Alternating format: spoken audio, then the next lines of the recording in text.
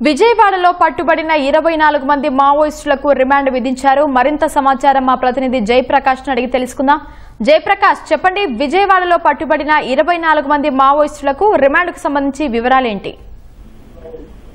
ఈ రోజు ఇటు కృష్ణా జిల్లా పరిధిలో పెనమలూరులోని న్యూ ఆటోనగర్ లో పట్టుబడినటువంటి మావోయిస్టులను ఈ రోజు మధ్యాహ్నం సమయంలో కోర్టుకి తీసుకువచ్చారు. వాళ్ళని హాజరుపరిచారు. విచారణ జరిపినటువంటి న్యాయస్థానం అందులో 28 మందిలో 24 మందికి రిమాండ్ విధించింది. వారిని రాజమండ్రి కేంద్ర కారాగారానికి తరలించాలని ఆదేశాలు జారీ చేసింది. అయితే అందులో ఉన్న 4గురికి సంబంధించి వయోపరిమితి నిర్ధారణ పైన ఉత్తర్వులు ఇవ్వనుంది. అది తేలిన తర్వాత వారిని కూడా రిమాండ్ కు పంపించే అవకాశం అయితే కనబడుతుంది. అది రిమాండ్ విధించాలా లేదా అనేది కొంత అందులో అంటే ఒకవేళ మైనర్ అందులో ఏజీ నిర్ధారణ అయిన దాన్ని బట్టి ఏ కోర్టు పరిధిలోకి వస్తుంది అనేది కొంత తేలాల్సిన అవసరం ఉంది. వారికి సంబంధించినటువంటి ఏ వయసుకి సంబంధించినటువంటి నిర్ధారణ పత్రాలు లేవని మనకి తెలుస్తుంది. అయితే ప్రస్తుతం 24 మందికి అక్కడ అందులో రిమాండ్ విధించారు.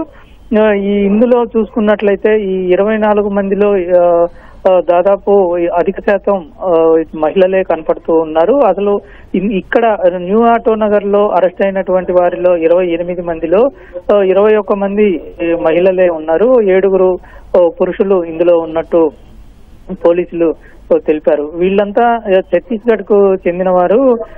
3 జిల్లాలకు చెందినటువంటి వారు ఇందులో ఉన్నారు. బీజాపూర్, సుకుమా, నారాయణపూర్ సంబంధించిన ఇందులో ఉన్నారు.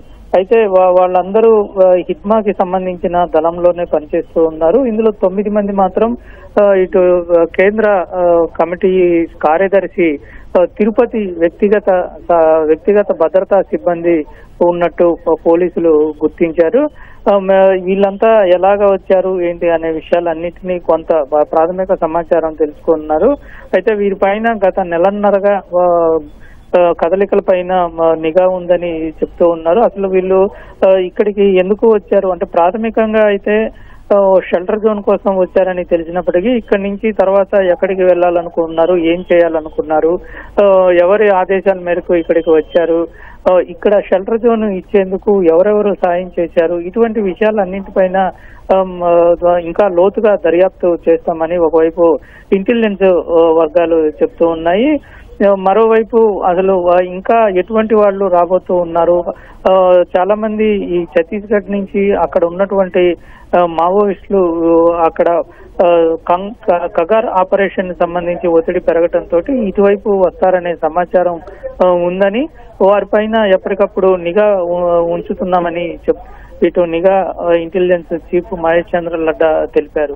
అయితే ప్రస్తుతం ఈ అరెస్ట్ అయిన 28 మందిలో కొంతమందికి ధృవీకరణ పత్రాలు లేకపోవడంతో వారికి ధృవీకరణ చేసేందుకు దానిపైన నిర్ణయం తీసుకొని ఉన్నారు.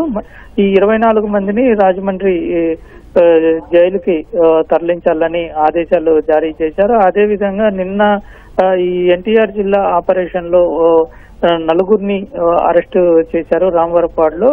వాళ్ళని ఈ రోజు మధ్యాహ్నం సమయంలో కోర్టులో హాజరుపరచగా వాళ్ళకి కూడా ఈ నెల్లూరు జైలుకి తీసుకువెళ్లాలని వాళ్ళకి ఆదేశాలు జారీ చేసినట్టు తెలుస్తుంది. మొత్తం మీద నిన్న జరిగినటువంటి ఆపరేషన్ లో ఉమ్మడి కృష్ణా జిల్లాలో పట్టుబడినటువంటి మావోయిస్టులను కోర్టులో హాజరుపరిచారు. ధన్యవాదాలు జయప్రకాష్.